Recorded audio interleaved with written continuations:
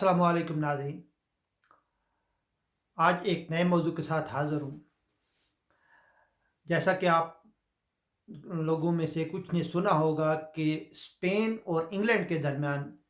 पिछले दिनों जब्राल्टर के हवाले से एक मुआहदा तय पाया है। जब्राल्टर उस एरिया को कहते हैं जिसको आम लफ्ज़ों में हम जबल तारक के नाम से भी जानते हैं,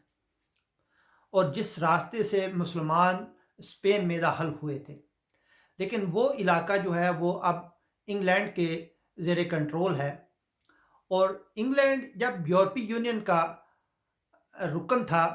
तब भी अगर जो लोग जिनके पास यूरोप की शहरियत नहीं थी, सिर्फ रेजिडेंट कार्ड था, वो वहाँ नहीं जा सकते थे। यानी वो शेंगन कंट्रीज़ में शामिल नहीं था, जैसे इंग्लैंड शेंगन कंट्रीज़ में शामिल नहीं था कि अगर यूरोपियन वीज़ा होल्डर जो थे उनको अगर इंग्लैंड आना होता था तो वो इंग्लैंड का भी वीज़ा लेके आते थे दोबारा अप्लाई करके, अगर इंग्लैंड की हुकूमत उन्हें वीज़ा देती थी। तो इसी तरह जब्राल्टर जाने के लिए भी आपको वीज़े की ज़रूरत होती थी। लेकिन पिछले साल के आखिरी दिन स्पेन गवर्नमेंट और इंग्लैंड के दरमियान ये एक मुआहदा तय पाया है, जिसके मुताबिक जो जब्राल्टर की हैसियत है वो पहले की तरह रहेगी, बल्कि उसमें इजाफा हुआ है और जब्राल्टर को शेंगन स्टेट्स का में शामिल कर लिया गया है। और जिन लोगों के पास अब शेंगन कंट्रीज़ का वीज़ा होगा, या जिन लोगों के पास शेंगन कंट्रीज़ में से किसी एक की भी रेजिडेंट कार्ड होगा, वो वहाँ जा सकेगा। इससे उम्मीद की जाती है कि जो स्पेन और इंग्लैंड के दरमियान आने वाले दिनों में जो मुख्तलिफ तजारती और जो सफ़री सहूलियात हैं, उस पर बेहतर हालात जो मुआहदे हैं वो लाजमी होंगे। और वैसे भी आम तौर पर भी कहा जाता है कि जो यूके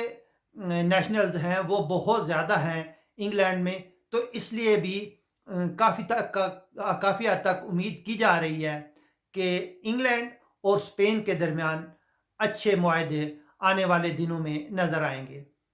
इसी तरह जो हमारे दोस्त इंग्लैंड आए हैं, उनको यहाँ पे आके जो घर हासिल करने में काफ़ी मुश्किलात का सामना है। उस पर अगर बात की जाए तो मुख्तलिफ जो प्रॉपर्टी डीलर्स हैं, उनका ये कहना है कि जब ये पेंडेमिक आया है तो चूँकि इंग्लैंड की हुकूमत ने इस शोबे को कुछ मराहत दी थी, कुछ टैक्सेस जो हैं वो माफ़ किए थे, जिसकी वजह से जो खरीदार हैं उनमें इजाफा हुआ और प्रॉपर्टी की जो वैल्यूज़ हैं वो भी बढ़ी। और जो किराएदार हैं वो भी, चूँकि लोग यूरोप के मुख्तलिफ हिस्सों से आ रहे थे, तो डिमांड और सप्लाई में बहुत ज़्यादा फ़र्क हो गया, और जो डिमांड थी वो दिन ब दिन बढ़ी, जिससे कीमतें बहुत ज़्यादा ऊपर हुईं। अब आने वाले दिनों में ये ख्याल किया जा रहा है कि फरवरी के बाद जो मकान किराए पे हैं वो भी अवेलेबल होंगे और उनमें उनकी कीमतों में भी कमी आएगी, और आने वाले साल में जो वैसे ख़रीदने के लिए मकान हैं उनमें भी कमी आएगी, उनकी कीमतों में भी कमी आएगी। और हो सकता है कि जो गवर्नमेंट ने मराहत दे रखी हैं इस सिलसिले में कि आप मकान ख़रीदें तो ये पेंडेमिक की वजह से जो आपको मराहत हैं वो ख़त्म हों, लेकिन चूँकि एक नॉर्मल हालात हो जाएंगे तो मकानों की जो कीमतें हैं वो गिरने का अंदाज़ा किया जा रहा है।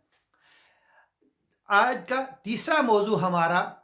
जो यूरोपीय यूनियन और इंग्लैंड के ब्रेग्जिट के बाद मोबाइल सर्विस के हवाले से है। मोबाइल सर्विस आप सब के लिए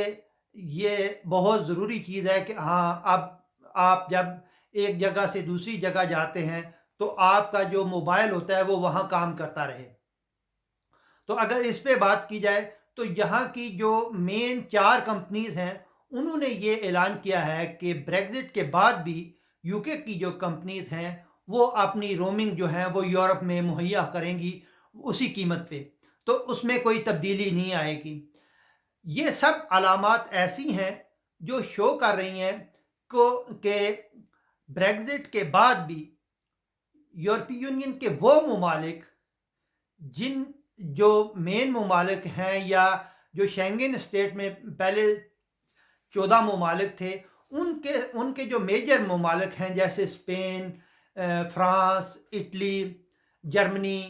ہالینڈ یا بیلجیم کے ساتھ مستقبل قریب میں انگلینڈ کے معاہدے جو ہیں وہ 2 طرفہ معاہدے جو ہیں وہ دیکھنے کو ملے۔ اسی طرح اور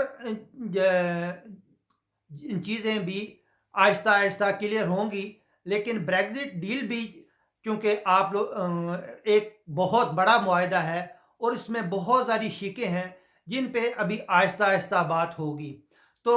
بہت ساری باتوں کا یہ بھی کہا جا سکتا ہے کہ یہ باتیں ابھی قبل از وقت ہیں۔ جی، ہماری ویڈیو اگر آپ کو پسند آئے تو ہمارا چینل سبسکرائب کیجیے گا تاکہ ہم جو بھی ویڈیو اپلوڈ کریں وہ آپ تک پہنچ سکے۔ کمنٹس کر کے آپ اپنی رائے بھی دے سکتے ہیں، اور اگر کسی موضوع پہ آپ کوئی معلومات لینا چاہیں تو وہ بھی آپ کمنٹس میں کہہ سکتے ہیں، ہم مختلف ماہرین سے رائے لے کر آپ تک پہنچائیں گے۔ جی بہت شکریہ، آئندہ ویڈیو تک اجازت دیجیے، اللہ حافظ۔